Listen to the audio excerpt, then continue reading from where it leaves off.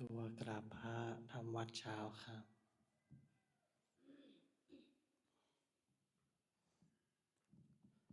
ทำบุญกราบพระพร้อมกันครับกราบกราบกราบ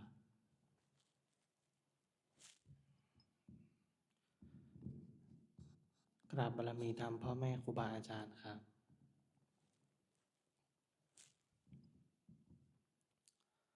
หมดกล่าวคำบูชาพระรัตนตรัยพร้อมกันครับอิมินาสการนะพุทธังอภิปูชยามะอิมินาสการนะธัมมังอภิปูชยามะอิมินาสการนะสังฆังอภิปูชยามะอะระหังสัมมาสัมพุทโธภควาพุทธังภวันตังอภิวาเทมิสวากขาโตภควตาธัมโมธัมมังนามัสสามิสุปฏิปันโนภควโตสาวกสังโฆสังฆังนะมามิเปิดหนังสือหน้าที่ 4ครับหันตมยังพุทธัสสะภะคะวะโตปุพพาคณมการังกโรมาเซนะโมตัสสะภะคะวะโตตัสสะภะคะวะโตอะระหะโตสัมมาสัมพุทธัสสะนะโมตัสสะภะคะวะโตอะระหะโตสัมมาสัมพุทธัสสะพุทธังสารนังคัจฉามิธัมมังสารนังคัจฉามิสังฆังสารนังคัจฉามิทุติยมปิพุทธังสารนังคัจฉามิทุติยมปิธัมมังสารนังคัจฉามิทุติยมปิสังฆังสารนังคัจฉามิตาติยมปิพุทธังสารนังคัจฉามิตาติยมปิธัมมังสารนังคัจฉามิตาติยมปิสังฆังสารนัง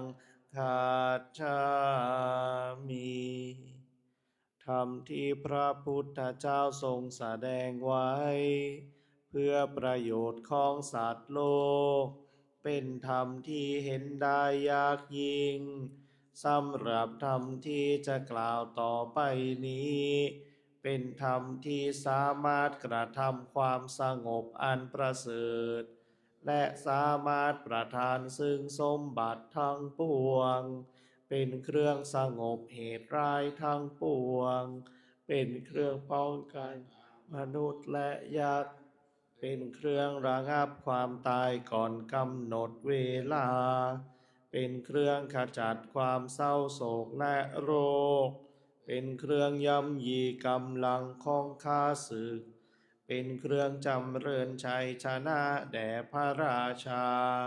เป็นเครื่องนำสิ่งที่ไม่น่าปรารถนาทั้งปวงออกไป เป็นธรรมอันประเสริฐข้าพระเจ้าจากแสดงคุณธรรมเช่นนั้น ตามสภาพที่เป็นจริง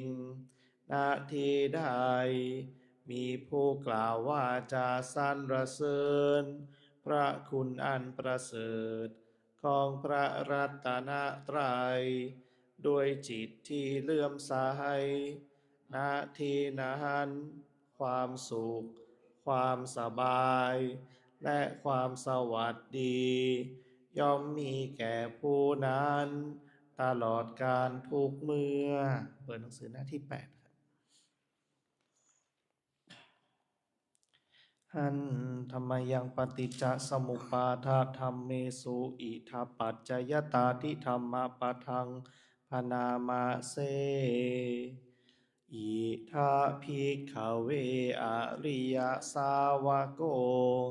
ปฏิจจสมุปบาทันเยวะสาธุกังโยนิโสมานะสิกภิกษุทั้งหลายอริยสาวกในธรรมวินัยนี้ย่อมกระทำไว้ในใจโดยแยบคายเป็นอย่างดี ซึ่งปฏิจจสมุปบาทนั้นเทียว ดังนี้ว่าอิมัสสมิงสติอิทังโหติ เมื่อสิ่งนี้มี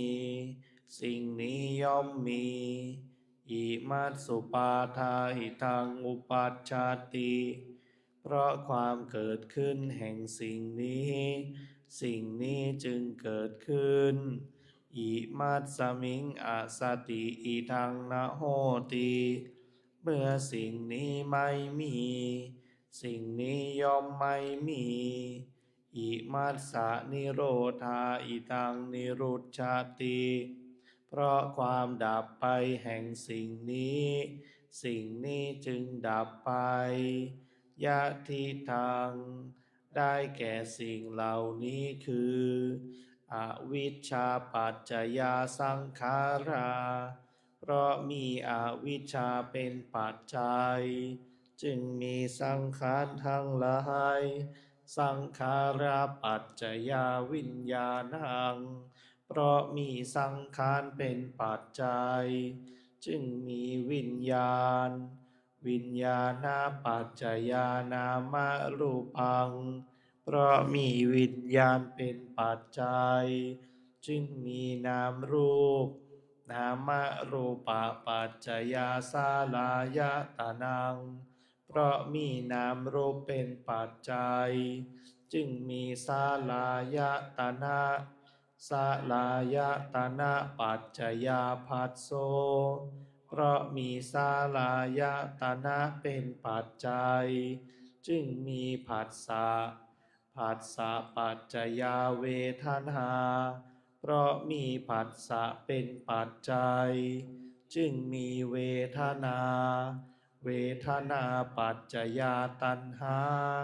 เพราะมีเวทนาเป็นปัจจัยจึงมีตัณหาตัณหาปัจจยาอุปาทานังเพราะมีตัณหาเป็นปัจจัยจึงมีอุปาทานอุปาทานาปัจจยาภโวเพราะมีอุปาทานเป็นปัจจัย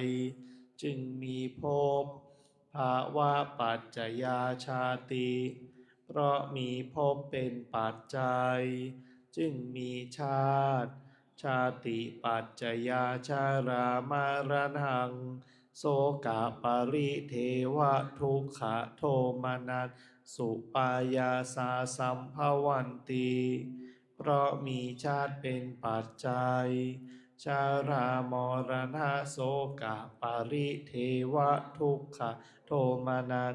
อุปายาสะทางหลายจึงเกิดขึ้นครบถ้วน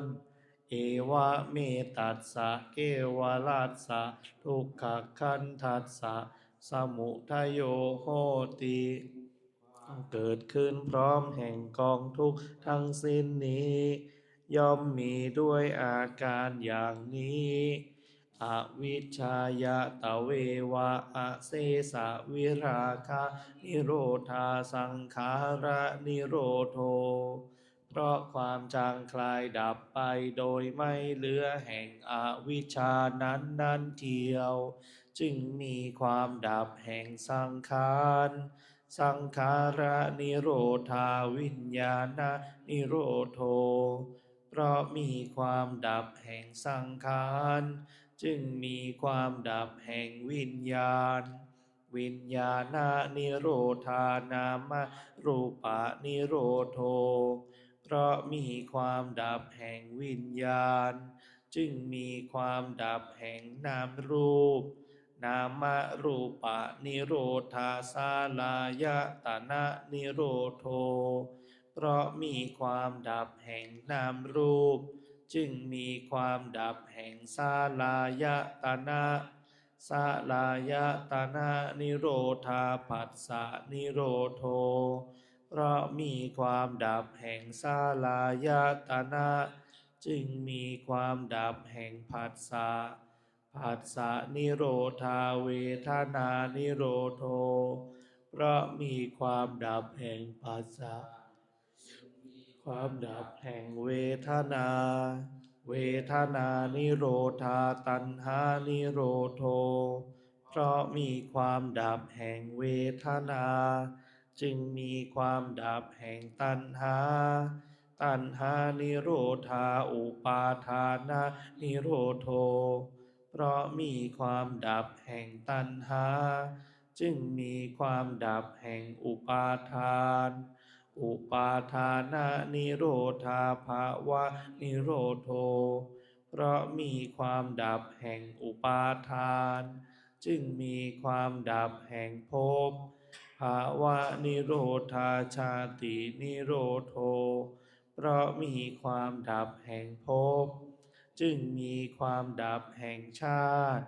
ชาตินิโรธาชารามรณังโสกปริเทวทุกขโทมานัสสุปายาสานิรุชชันติเพราะมีความดับแห่งชาตินั้นแลชารามรณะโสกปริเทวทุกขโทมานัสอุปายาสะทั้งหลายจึงดับสิ้นเอวะเมตัสสะเกวลัสสะทุกขคันทัสสะนิโรโธโหติติความดับลงแห่งกองทุกข์ทั้งสิ้นนี้ย่อมมีด้วยอาการอย่างนี้ดังนี้